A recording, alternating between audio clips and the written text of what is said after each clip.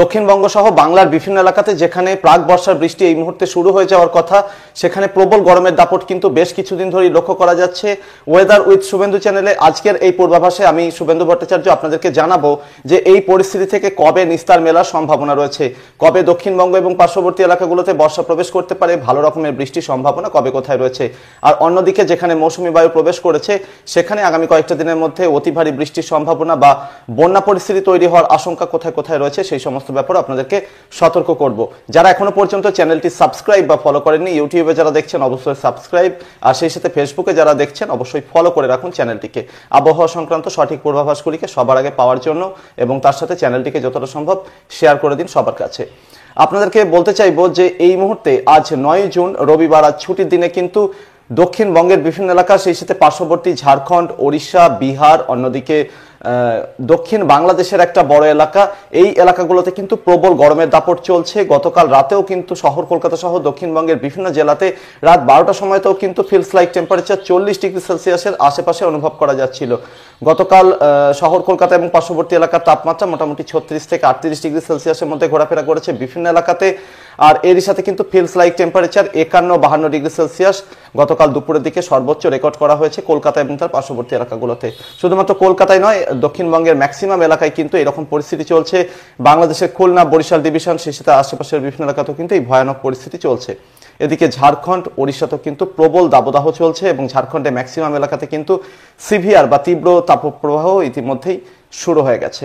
আজ রবিবার সকাল থেকে কিন্তু ফিলস লাইক টেম্পারেচার ধীরে ধীরে বৃদ্ধি পেতে দেখা যাচ্ছে। ইতিমধ্যে ভারতীয় সময় ঘড়িতে এখন প্রায় সকাল 9টা বাজে, তারই মধ্যে কিন্তু ফিলস লাইক টেম্পারেচার 45 ডিগ্রি সেলসিয়াসের আশেপাশে উঠে গেছে শহর কলকাতা এবং পার্শ্ববর্তী এলাকাগুলোতে।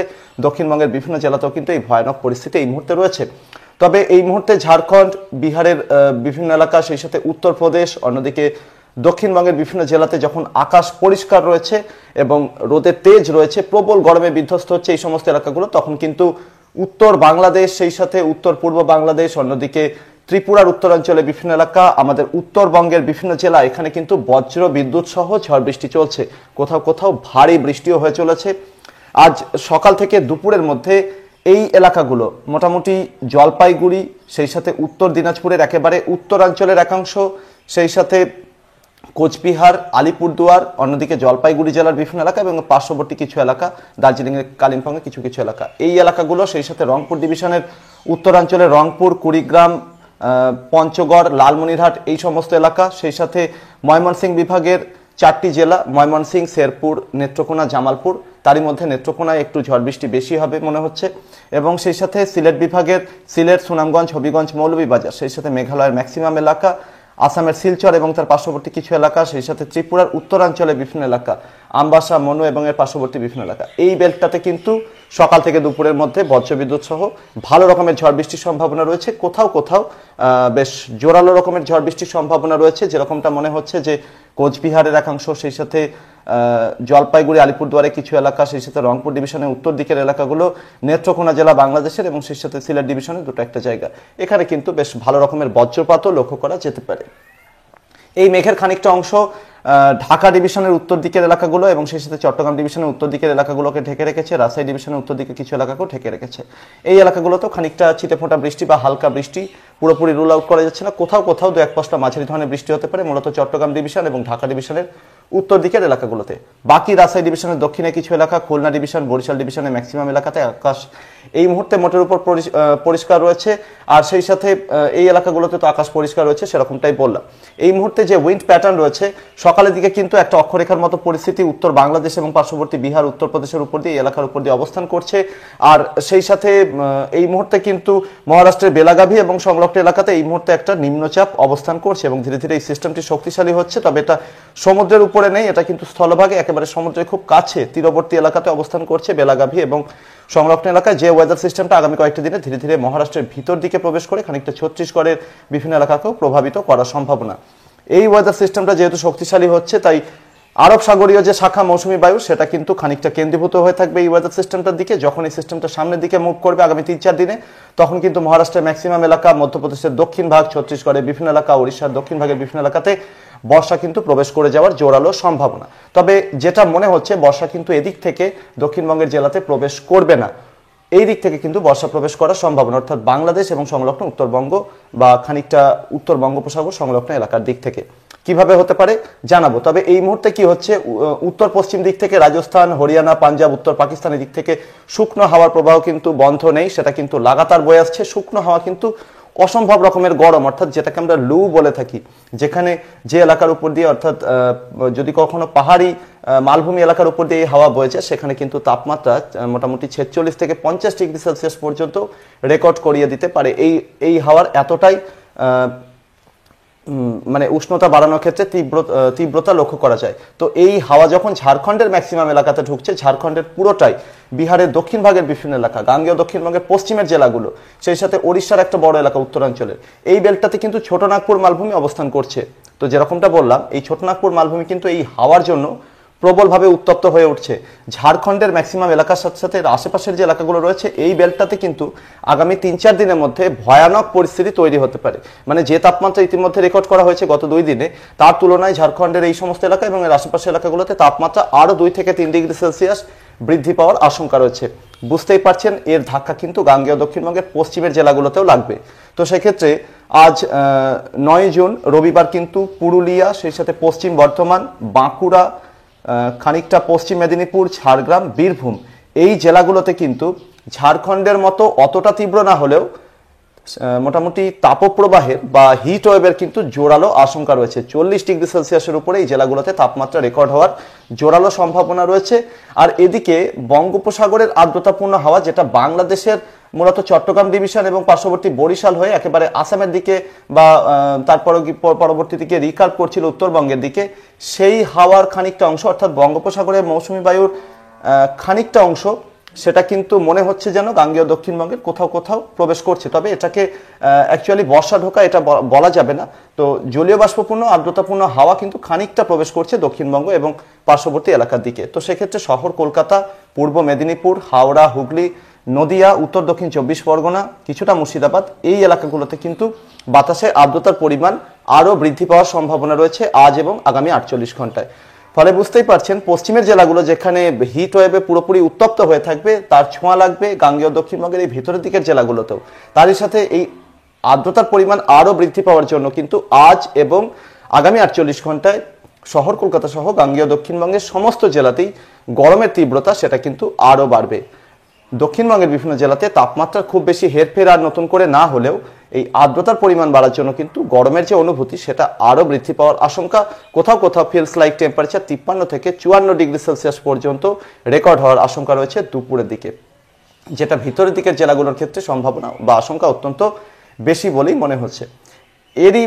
এইরকমই আবহাওয়া চলবে বাংলাদেশের খুলনা ডিভিশন, বরিশাল ডিভিশন, সেই সাথে রাজশাহী ডিভিশনের দক্ষিণাঞ্চলের কিছু এলাকা, ঢাকা ডিভিশনের মূলত দক্ষিণ এবং খানিকটা পশ্চিম দিকের এলাকাগুলো, অর্থাৎ ফরিদপুর এবং এর পার্শ্ববর্তী এলাকা। তো এই এলাকাগুলোতেও কিন্তু ভয়ানক গরমের দাপট চলতে থাকবে। আর এই রকমই ঘরমাক্ত আর্দ্র স্বস্তিকর গরম, মোটামুটি 35 থেকে 37 ডিগ্রি সেলসিয়াস টেম্পারেচারের সঙ্গে সঙ্গে ফিলস লাইক টেম্পারেচার 50 ডিগ্রি সেলসিয়াসের আশেপাশে এখানেও কিন্তু রেকর্ড করা হবে। তো এই ধরনের ভয়ানক পরিস্থিতি এখানে চলতে থাকবে। এবার বৃষ্টির সম্ভাবনা কোথায় কতটা রয়েছে একটু দেখা যাক। প্রথমত বললাম যে খানিকটা আর্দ্রতার যোগান বাড়বে, তবে একেবারে যে পুরোপুরি প্রচুর পরিমাণে আর্দ্রতা ঠিক এইভাবে ঢুকছে রিকার্ভ করে তা কিন্তু নয়। মাথায় রাখতে হবে আর্দ্রতা ঢোকার যে প্যাটার্ন তা কিন্তু ওড়িশাকে ছুঁয়ে এইভাবে ঢুকছে এবং সেক্ষেত্রে মহারাষ্ট্র, ছত্তিশগড় এদিক থেকেও খানিকটা গরম হাওয়া কিন্তু এইভাবে মিশে ঢুকছে এর সাথে। তো যে কারণে এই আর্দ্রতাপূর্ণ দক্ষিণা বাতাস যেটা ঢুকছে সেটা কিন্তু খুবই বেশি ঠান্ডা চরিত্রে না হয় যথেষ্ট গরমই মনে হচ্ছে এবং সেটাকে যথেষ্ট ওয়ার্ম মনে হচ্ছে।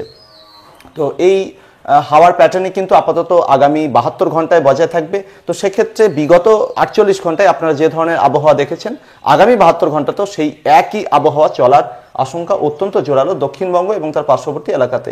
তো সেক্ষেত্রে মনে হচ্ছে যে আজ গাঙ্গেয় দক্ষিণবঙ্গের ওড়িশা লাগোয়া কিছু কিছু এলাকা, মূলত পূর্ব পশ্চিম মেদিনীপুর, ঝাড়গ্রাম এবং পুরুলিয়ার সঙ্গে দক্ষিণ ঝাড়খণ্ডের যে সীমান্তবর্তী এলাকা রয়েছে, মূলত জামশেদপুর, চাকুলিয়ার দিকটা, এই সীমান্তবর্তী এলাকাগুলোর কোথাও কোথাও আজ স্থানীয়ভাবে বজ্রগর্ভ মেঘের সঞ্চার হতে পারে। তা থেকে খুবই হালকা ঝড় বৃষ্টি এই এলাকাগুলোতে লক্ষ্য করা যেতে পারে। আসার কথা বা সম্ভাবনা কথা যদি বলি, খুব বেশি কিন্তু নয় এই এলাকাগুলোর ক্ষেত্রে। সেই সাথে ঝাড়খণ্ডের ম্যাক্সিমাম এলাকাতে মোটের উপর ড্রাই বা শুকনো আবহাওয়া থাকার সম্ভাবনা। দক্ষিণ ঝাড়খণ্ডে কোথাও কোথাও খানিকটা বিক্ষিপ্ত ঝড় বৃষ্টি নজরে আসলেও আসতে পারে। আর সেই সাথে উত্তর ঝাড়খণ্ডের ম্যাক্সিমাম এলাকা, বিহারের দক্ষিণ ভাগের সমস্ত এলাকাতেই আবহাওয়া মোটের উপর শুকনো থাকবে। সেক্ষেত্রে কোনো রকমের বজ্রগর্ভ মেঘপুঞ্জ দক্ষিণবঙ্গের ভিতরের দিকে প্রবেশ করার সম্ভাবনা দেখা যাচ্ছে না। অর্থাৎ গতকাল মোটের উপর যেভাবে ড্রাই বা শুকনো ওয়েদার দক্ষিণবঙ্গে বিরাজ করেছে, আজ 9 জুন রবিবারেও কিন্তু শহর কলকাতা সহ দক্ষিণবঙ্গের প্রায় সব জেলার ক্ষেত্রেই এই শুকনো আবহাওয়া চলার সম্ভাবনা অত্যন্ত বেশি বলেই মনে হচ্ছে। অর্থাৎ বৃষ্টির আশা কিন্তু আজও প্রায় কোথাও নেই বললেই চলে। আগামী 72 ঘন্টা একটু একটু করে যেহেতু আর্দ্রতার পরিমাণ বৃদ্ধির সম্ভাবনা রয়েছে আগের তুলনায়, তো সেক্ষেত্রে আগামীকাল সামান্য একটু সম্ভাবনা তৈরি হতে পারে উত্তর পশ্চিম দিক থেকে আসা শুকনো হাওয়া, সেটা কিন্তু গাঙ্গেয় দক্ষিণবঙ্গের পশ্চিমের জেলাগুলো এবং তার পার্শ্ববর্তী এলাকাতে বাধা প্রাপ্ত হওয়ার সম্ভাবনা। কারণ এই সময় বঙ্গোপসাগরের দিক থেকে খানিকটা আর্দ্রতাপূর্ণ হাওয়া ঠিক এইভাবে তাকে আটকানোর জন্য ব্যারিকেড করতে থাকবে, এবং সেই হাওয়া অর্থাৎ এই দুই বিপরীত চরিত্রের হাওয়া কিন্তু দক্ষিণবঙ্গের পশ্চিমের জেলাগুলোর উপরে মুখোমুখি হওয়ার সম্ভাবনা। সেক্ষেত্রে অতিরিক্ত তাপমাত্রা এটাকে বজ্রগর্ভ মেঘে পরিণত করতে সাহায্য করতে পারে। অক্ষরেখার প্রভাব খানিকটা লক্ষিত হতে পারে এই এলাকাগুলোর ক্ষেত্রে। তো সেক্ষেত্রে পশ্চিমের জেলাগুলো মূলত পশ্চিম বর্ধমান, বীরভূম, খানিকটা মুর্শিদাবাদ, উত্তর ঝাড়খণ্ড এবং সংলগ্ন আশেপাশে পুরুলিয়া জেলা, বাঁকুড়া, এই বেল্টটার কোথাও কোথাও আগামীকাল 10 জুন সোমবারে বজ্রগর্ভ মেঘের সঞ্চার হয়ে এই জেলাগুলোতেই এবং পার্শ্ববর্তী এলাকাগুলোতে খানিকটা বিক্ষিপ্ত ঝড় বৃষ্টি দিলেও দিতে পারে, সম্ভাবনা কিন্তু অত্যন্ত কম এটাই মনে হচ্ছে। এবং এই ঝড় বৃষ্টির সম্ভবত দক্ষিণের জেলার ভিতরের দিকের এলাকাগুলো অর্থাৎ শহর কলকাতা এবং পার্শ্ববর্তী এলাকার দিকে নাও এগোতে পারে, এরকমই সম্ভাবনা রয়েছে। কারণ হাওয়ার গতি কিন্তু অত্যন্ত কম থাকবে ট্রপোস্ফিয়ারের বিভিন্ন স্তরে, অর্থাৎ পশ্চিমের জেলাগুলোতে আগামীকাল একটু সম্ভাবনা থেকে যাচ্ছে। তো এরই সাথে কিন্তু আগামী পরশুদিন অর্থাৎ জুনের 11 তারিখ হতে হতে কিন্তু আবহাওয়াতে আরেকটু পরিবর্তন আসার সম্ভাবনা। পশ্চিমের জেলাগুলোতে ঝড় বৃষ্টির সম্ভাবনা আরও একটু বাড়বে, সাথে সাথে মুর্শিদাবাদ, বীরভূম, নদিয়াতেও ঝড় বৃষ্টির সম্ভাবনা একটু বৃদ্ধি পাবে বলে মনে হচ্ছে। এর পরবর্তীতে দক্ষিণবঙ্গের আবহাওয়াতে কিভাবে পরিবর্তন আসার সম্ভাবনা রয়েছে সেটা জানাবো। তবে তার আগে অন্যান্য বাকি এলাকাগুলোতে আবহাওয়া কেমন থাকতে পারে আজ এবং আগামী 2 দিন সেটার দিকে একটু নজর রাখি। প্রথমত আজ দিনের বাকি সময়টাতে উত্তরবঙ্গ, উত্তর বাংলাদেশ এবং আসাম সহ আশেপাশের ত্রিপুরার বিভিন্ন এলাকা, এই এলাকাগুলোতে বজ্রবিদ্যুৎ সহ ঝড় বৃষ্টি চলবে। আগামীকাল জুনের 10 তারিখ এই এলাকাগুলোতে ঝড় বৃষ্টি কন্টিনিউ করবে, যে এর আগে যেরকমটা জানিয়ে দিয়েছি। আর সেই সাথে আগামী পরশুদিন অর্থাৎ জুনের 11 তারিখেও কিন্তু এই এলাকাগুলোতে ঝড় বৃষ্টি কম বেশি কন্টিনিউ করবে। তবে ধীরে ধীরে বঙ্গোপসাগরের বিভিন্ন এলাকাতে কিন্তু আর্দ্রতাপূর্ণ হাওয়ার প্রভাব একটু একটু করে বাড়ছে, যেটা ধীরে ধীরে বাংলাদেশের চট্টগ্রাম ডিভিশন, সেই সাথে ভারতের ত্রিপুরা, বাংলাদেশের সিলেট বিভাগ, আসামের শিলচর, মেঘালয়ের বিভিন্ন এলাকা, পরবর্তীতে উত্তরবঙ্গের বিভিন্ন এলাকা, এই এলাকাগুলোতে একটু একটু করে তার প্রভাব দেখাতে শুরু করবে এরকমটাই মনে হচ্ছে। এবং সেক্ষেত্রে জুনের মোটামুটি 12 বা 13 তারিখ থেকে শুরু করে এই এলাকাগুলোতে কিন্তু মাঝারি থেকে ভারী বৃষ্টির সঙ্গে কোথাও কোথাও অতি ভারী বৃষ্টিও লক্ষ্য করা যাবে। এবং ধীরে ধীরে বিভিন্ন এলাকাতে যা চরম ভারী বর্ষণের রূপও নিতে পারে, সেক্ষেত্রে জুনের 13 বা 14 তারিখ থেকে শুরু করে 16 বা 17 তারিখের মধ্যে উত্তরবঙ্গের পাহাড়ি এবং তরাই ডুয়ার্সের জেলাগুলো যেরকম দার্জিলিং, কালিম্পং, জলপাইগুড়ি, আলিপুরদুয়ার, কোচবিহার, অন্যদিকে উত্তর দক্ষিণ দিনাজপুর, সেই সাথে বাংলাদেশের রংপুর ডিভিশন, ময়মনসিংহ, সিলেট ডিভিশন, ভারতের মেঘালয়, সেই সাথে আসামের বিভিন্ন এলাকা, অন্যদিকে ত্রিপুরা এবং চট্টগ্রাম ডিভিশনের বেশ কিছু এলাকা, এই এলাকাগুলোতে কিন্তু বজ্রবিদ্যুৎ সহ হালকা থেকে মাঝারি ধরনের বৃষ্টির সঙ্গে সঙ্গে বেশ কিছু এলাকাতে ভারী বৃষ্টি, কোথাও কোথাও অতি ভারী বা চরম ভারী বর্ষণ পর্যন্ত লক্ষ্য করা যেতে পারে। ধীরে ধীরে এই সময়টার মধ্যে মোটামুটি জুনের 14 বা 15 তারিখ থেকে কিন্তু মৌসুমী বায়ু ধীরে ধীরে তার সক্রিয়তা বাড়াবে এবং ধীরে ধীরে দক্ষিণবঙ্গের ভিতরের দিকের জেলাগুলোতে ঢোকার চেষ্টা করবে। সেদিক থেকে খানিকটা অংশ উত্তর বঙ্গোপসাগরের দিক থেকে ঢুকবে, মোটামুটি উত্তর দক্ষিণ 24 পরগনা জেলা এবং পার্শ্ববর্তী এলাকার ক্ষেত্রে খানিকটা অংশ উত্তরবঙ্গের দিক থেকে নামা সম্ভব এবং কিছুটা অংশ কিন্তু বাংলাদেশের দিক থেকে প্রবেশ করবে। সেক্ষেত্রে মনে হচ্ছে জুনের মোটামুটি 13 থেকে 16 তারিখের মধ্যে কিন্তু শহর কলকাতা সহ দক্ষিণবঙ্গের বিভিন্ন জেলাতে বর্ষা প্রবেশ করতে পারে। এবং শুধুমাত্র বর্ষা প্রবেশ করাই নয়, 14 বা 15 তারিখ থেকে কিন্তু শহর কলকাতা সহ দক্ষিণবঙ্গের প্রায় সমস্ত জেলাতেই ধীরে ধীরে ঝড় বৃষ্টির পরিস্থিতি যথেষ্ট অনুকূল হবে এবং সেই সময় কিন্তু ভালো রকমের বৃষ্টি ধীরে ধীরে শুরু হওয়ার সম্ভাবনা।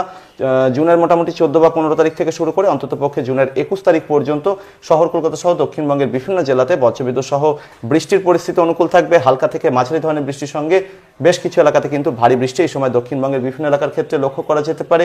তবে এই বৃষ্টির নেপথ্যে, সম্ভাব্য বৃষ্টির নেপথ্যে যে কারণ রয়েছে, এর আগে যেরকমটা জানিয়েছিলাম যে জুনের মোটামুটি 11 বা 12 তারিখ থেকে শুরু করে 17 তারিখের মধ্যে উত্তর বঙ্গোপসাগর এবং সংলগ্ন এলাকায় একটা ঘূর্ণাবর্ত অথবা নিম্নচাপ তৈরি হতে পারে।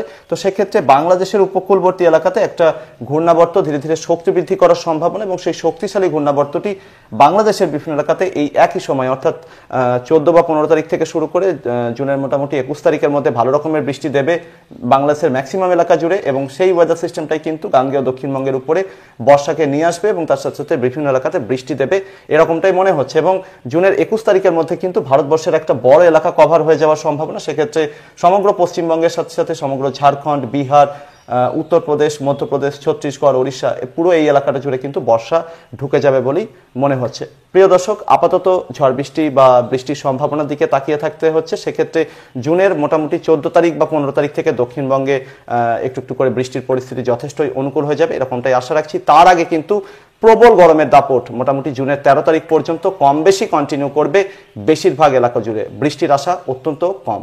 প্রিয় দর্শক, এই ছিল আগামী কয়েকটা দিনে আবহাওয়া সম্ভাব্য পরিস্থিতি। চ্যানেলটিতে নতুন হয়ে থাকলে এখনই সাবস্ক্রাইব আর ফলো করে নিন, ভিডিওটিকে যতটা সম্ভব লাইক এবং শেয়ার করে দিন। তার সাথে আপনার গুরুত্বপূর্ণ প্রশ্ন এবং মূল্যবান মতামত চ্যানেলে কমেন্ট বক্সে রাখতে পারেন। পরবর্তী আপডেটে আবারও দেখা হবে। ধন্যবাদ।